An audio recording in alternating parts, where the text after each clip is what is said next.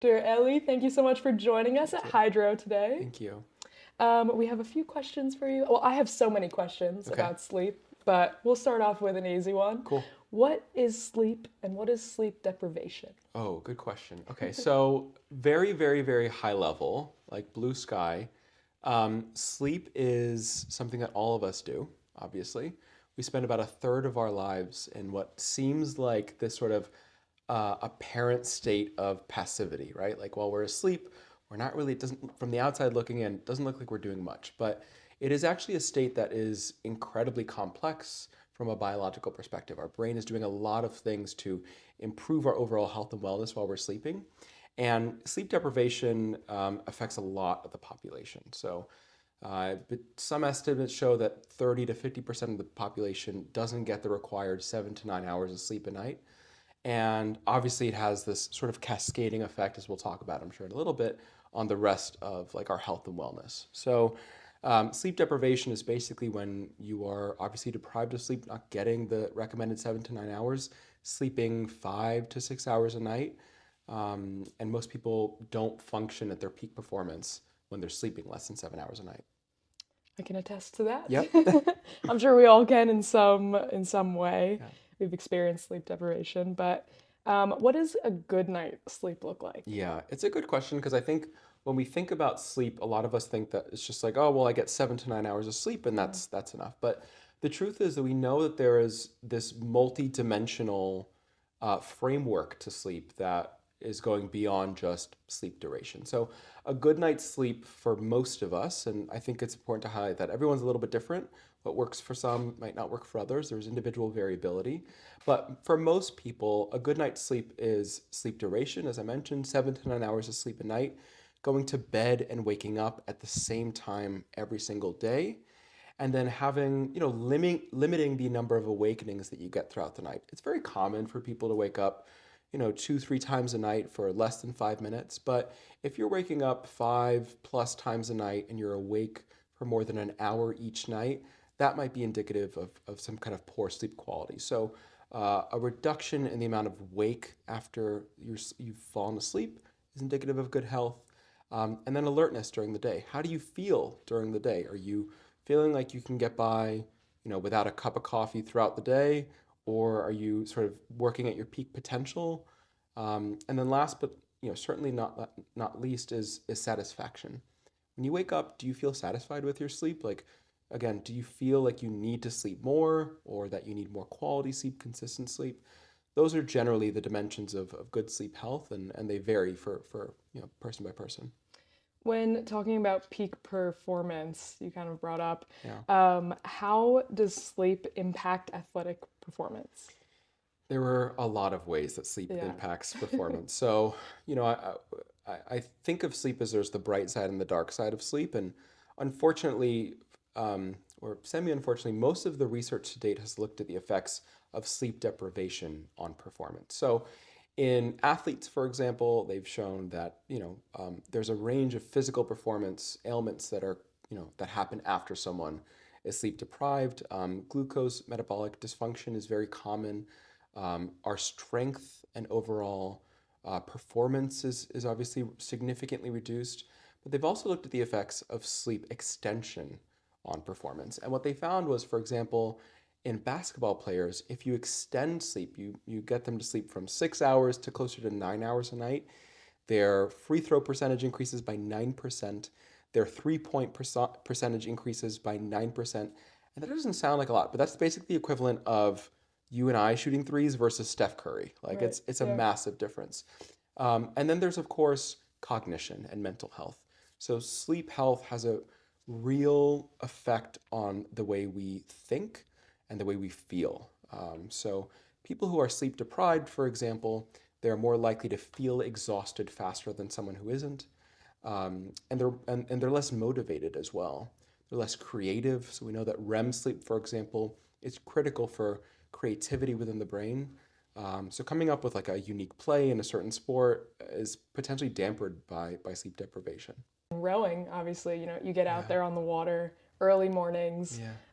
You have to navigate your way Hmm. around other rowers or bridges or things, so you got to be alert. Yeah, And rowers are typically known to be early risers. Yeah.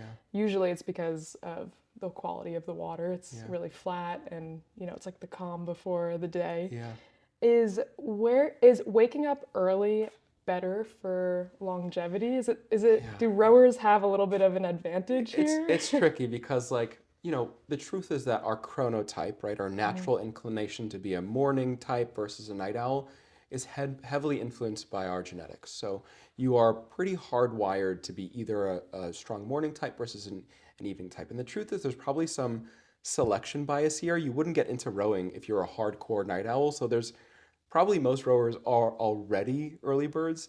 And luckily for them, and unfortunately for us night owls, myself including, there is research showing that, for example, early birds, strong morning types, their telomere lengths, which are one of the best predictors of aging, that's a biomarker of aging, are significantly longer than those night owls. In other words, those that are strong morning types may potentially live longer than strong evening types. However, this is all correlation, not causation. So I think it's important to take a personalized approach to your chronotype. So if you are a night owl, and there is some research showing that they may be at an increased risk of some things, but you're trying to become more of an early bird, there's a few things you could do. First and foremost is bright light exposure. So as soon as you wake up in the morning, bright light from the sunlight ideally, or if you don't have enough sunlight, some kind of light therapy glasses can help support your circadian rhythm and advance it if needed. That needs to be accompanied usually by waking up at the exact same time every single day. And if you're trying to shift your bedtime and wake time 15 minutes every day. So if you usually go to bed at midnight, try the following day to go at 11:45 and wake up closer to 7:45 rather than 8, and then shift it over time. The last thing someone who's a strong night owl can do, for example, is work out first thing in the morning. So I know it sounds miserable for a lot of us, but studies have shown that high intensity exercise first thing in the morning, if you're a night owl, plus some light therapy and broad light exposure, can help someone shift from more of an evening type to a morning type. I am actually a night owl, but I got into rowing many years ago. It did not make me an early bird, but it did get me up early because I had this consequence of like, oh no, I'm gonna miss practice if I don't get there. But I empathize. Yeah, it's tough.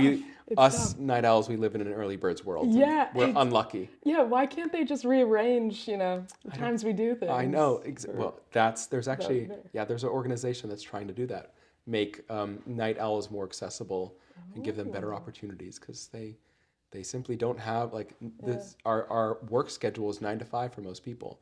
In a perfect world, we probably work 11 to 7. We can't do that. That would be great. I do feel like a shame of being a night owl, I should be getting up earlier. I feel more productive when I do get up early, but it's hard to make that change. We're not hardwired to do that. No, so it's our circadian rhythms like no, no, no. Yeah.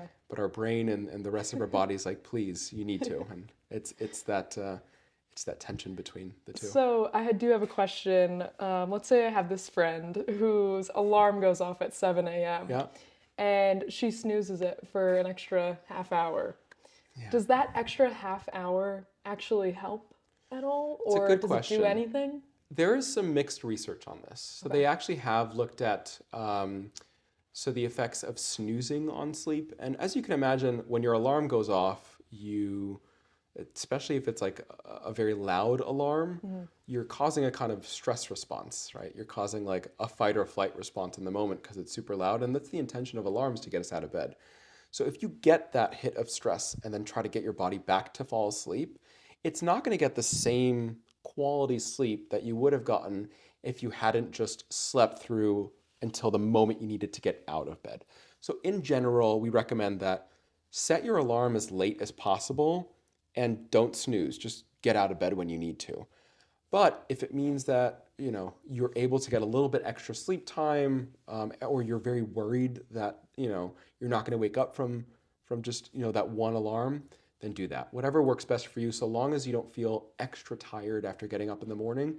That's called sleep inertia. That feeling of grogginess when you wake up. So in short, try to leave yourself room to get out of bed in the morning, but set that alarm for as late as possible. Okay, I'll tell my friend. I'll Okay, make good. Sure to tell Yeah, her. tell her. Let her know. Because she's probably really wondering. Last thing I'll ask you about, even though I could ask you so many more questions. What are your thoughts on the Sleepy Girl mocktail? Do you know about this? Does it help? Is it the tart cherry juice one? It's the tart cherry juice, it's little crazy. Magnesium. Yeah, so funny. I'm a big fan of tart cherry juice. It's one of the few ingredients in foods that they've shown to improve sleep. They've shown that kiwis before bedtime also can improve sleep with the skin. So get around that weird furry thing. But the problem but one thing to think about is like, magnesium can help some people. It depends on the type of magnesium.